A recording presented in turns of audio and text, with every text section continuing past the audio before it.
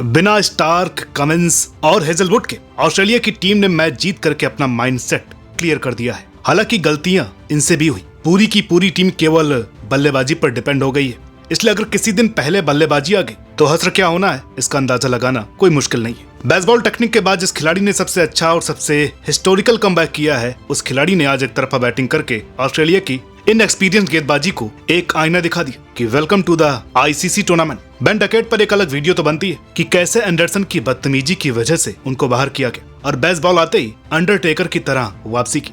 खैर, champions trophy का एक और मैच खत्म हुआ और असल में चैंपियंस ट्रॉफी कल से शुरू हुई है और ऑस्ट्रेलिया ने दिखा दिया है कि आधी टीम के साथ भी वो क्या कर गुजरने वाले हैं। वो केवल हेड स्मिथ, मार्नस लाबुशेन पर ही डिपेंड नहीं है, बल्कि उनका मिडिल ऑर्डर भी मैच पलटने की काबिलियत रखते हैं। तो कल हुए इंग्लैंड और ऑस्ट्रेलिया के मैच का रिव्यू एनालिसिस एंटरटेनमेंट डोज के साथ आपके लिए। लाहौर में हुए चैंपियंस ट्रॉफी के पहले मैच में कल ऑस्ट्रेलिया ने अपनी बल्लेबाजी को बैक करते हुए टॉस जीत करके फील्डिंग का फैसला लिया, क्योंकि बैटिंग करते तो इस स्कोर से बहुत ज्यादा रन बनाने पड़ते। दोनों टीम्स के पास एक लेग स्पिनर और 3 फ्रंट लाइन पेसर्स थे, यानी कि बचे हुए 10 ओवर का कोटा ऑस्ट्रेलिया के लिए ग्लेन मैक्सवेल और मैथ्यू शॉर्ट के साथ साथ मार्नस लाबुशेन को पूरा करना था।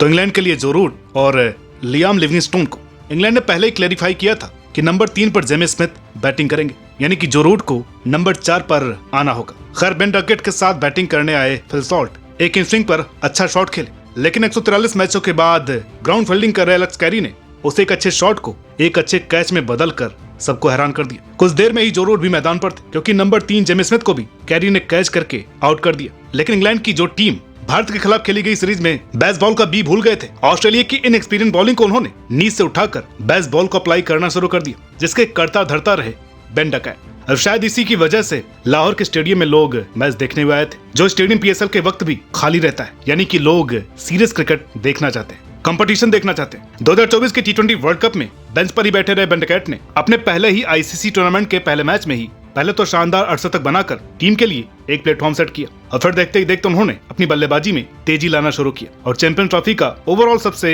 हाईएस्ट स्कोर बनाते हुए नॉर्थन नेशनल के 145 के स्कोर को पीछे कर दिया। पिछले साल सितंबर में 50 ओवर फॉर्मेट में वापसी करने के बाद बेन डकेट ने पिछली 9 पारियों में 2 शतक के साथ साथ 3 50 प्लस स्कोर भी बनाए। उनके 165 के अलावा जो रूट ने भी बेहतरीन 68 बनाए और दोनों ने इस साल इंग्लैंड के लिए पहली शतकीय पार्टनरशिप को अंजाम दिया। अब एक ही स्पेशलिस्ट स्पिनर को ले जाने की गलती का खामियाजा ऑस्ट्रेलिया ने भी भुगता। जब मिडिल ओवर में इंग्लैंड ने अपना गेम धीरे धीरे बढ़ाना शुरू किया तो वहां पर विकेट निकालना मुश्किल हो गया और जो रूट के साथ मिलकर के बेन डकेट ने ऑस्ट्रेलिया को लगभग गेम से बाहर ही कर दिया था। 22 एक्स्ट्राज बताते हैं कि ऑस्ट्रेलिया के बॉलर कितने दबाव में थे। छठे ओवर में दूसरा विकेट लेने के बाद 25 ओवर लग गए अगला विकेट निकालने में, जबकि 31 ओवर में जो रूट को एडम जंपा ने आउट किया। जब इंग्लैंड का स्कोर 40 ओवर्स के बाद 268 का था तो उस वक्त ऐसा लग रहा था कि इंग्लैंड 370 तक जा सकती है, क्योंकि 6 विकेट उनके हाथ में थे। लेकिन 40 ओवर्स के बाद अगले 5 से 6 ओवरों तक ऑस्ट्रेलिया के गेंदबाजों ने इंग्लैंड को हाथ खोलने का मौका नहीं दिया। 42वें ओवर से लेकर 48 ओवर तक इंग्लैंड केवल 45 रन ही बना पाए। स्पेंसर जॉनसन ने वो इम्पैक्ट नहीं डाला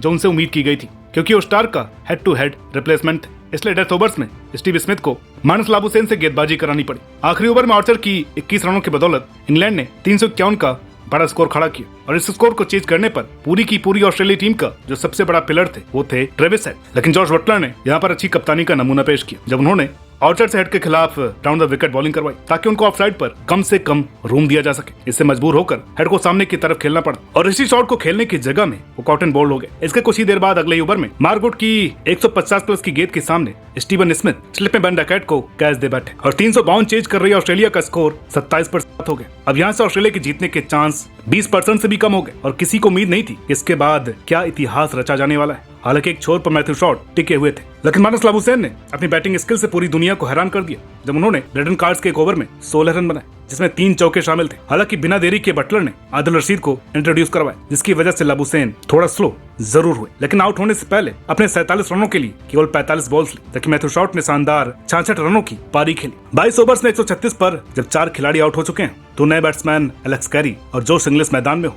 तो कोई भी स्किलफुल कप्तान अटैकिंग फील्ड के साथ उन बल्लेबाजों पर सिंगल लेने के लिए दबाव बनाएगा, ताकि बड़ा शॉट खेलने के चक्कर में वो बल्लेबाज आउट हो सके। लेकिन बटलर ने ऐसा कुछ नहीं किया। उन्होंने शुरू में तो फील्डिंग क्लोज रखी, लेकिन जैसे ही जोश इंग्लिश ने बड़े शॉट लगाने शुरू किए उन्होंने फील्ड अचानक से खोल दी, जिसका फायदा एलेक्स कैरी ने सिंगल डबल लेकर के उठा लिया। ये एलेक्स कैरी ही थे जिन्होंने 5 साल पहले मैनचेस्टर में ऑस्ट्रेलिया को एक बड़े रन चेज में जीत दिलाई थी और उस मैच में मैक्सवेल ने एक शानदार शतक मारा था और आज भी लगभग वही हुआ। एलेक्स कैरी ने फिर से अच्छी पारी खेली और इस बार जॉश इंग्लिश ने शतक लगाया। जॉस बटलर और स्टीव स्मिथ की कप्तानी में उस वक्त एक बड़ा फर्क दिखा जब मिडिल ओवर्स में रन पड़ने के बावजूद भी स्मिथ मैक्सवेल को बैक करते रहे, जबकि बटलर ने ऐसा नहीं किया। वो कभी मार्क बोर्ड, कभी लिविंगस्टोन तो कभी आदिल रशीद को लेकर के आने लगे। ऊपर से इंग्लैंड की फील्डिंग भी थोड़ी सी ढीली नजर आई, जबकि 40 ओवर्स तक भी मैच का कांटा बराबरी पर था। इसके बाद इंग्लैंड को 2 सेट बैट्समैन आउट करने बाकी रह गए थे, जबकि ऑस्ट्रेलिया को 87 रन बनाने थे और ब्रेंडन कार्ड्स ने 42 ओवर में ही एलेक्स कैरी को 69 रनों पर आउट करवा करके इंग्लैंड की मैच में वापसी पक्की करवा दी। यहाँ से मैक्सवेल का विकेट निकालना जरूरी था, लेकिन बटलर ने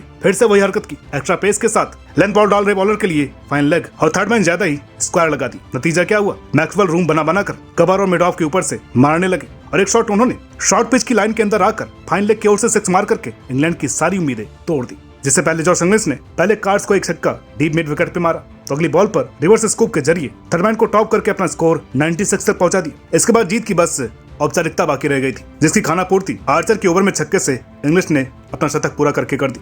यह शतक बना करके उन्होंने चैंपियन ट्रॉफी में सहवाग के सबसे तेज 77 बॉल्स में शतक के रिकॉर्ड की बराबरी कर ली है। और जो गेम इंग्लैंड को मिड ओवर्स में जीत करके एक तरफ ले जाना चाहिए था, उसको एक डिफेंसिव कप्तानी और पार्ट टाइमर्स की कुटाई ने उनसे दूर कर दिया। इस जीत ने ग्रुप बी में अफगानिस्तान के लिए अब मुश्किलें बढ़ा दी। वह इंग्लैंड को अब अफगानिस्तान से जीतना ही पड़ेगा। हालांकि ग्रुप में अफ्रीका पहले नंबर पर बनी हुई है। देखने वाली बात होगी कि अगर आगे कभी ऑस्ट्रेलिया पहले बैटिंग करती है तो ये कितने स्कोर को सेफ समझेंगे ताकि उनके बॉलर्स को कुशन मिल सके। बाकी इंग्लैंड के साथ क्या हो रहा है इस पर अगर आप एक डिटेल वीडियो चाहते हैं तो कमेंट करके बताइएगा। ये वीडियो अच्छी लगी हो तो प्लीज लाइक कीजिए, शेयर कीजिए। चैनल पर नए हैं तो प्लीज इसे सब्सक्राइब करना ना भूलिए। मिलते हैं आपसे अगली वीडियो में, तब तक के लिए नमस्कार।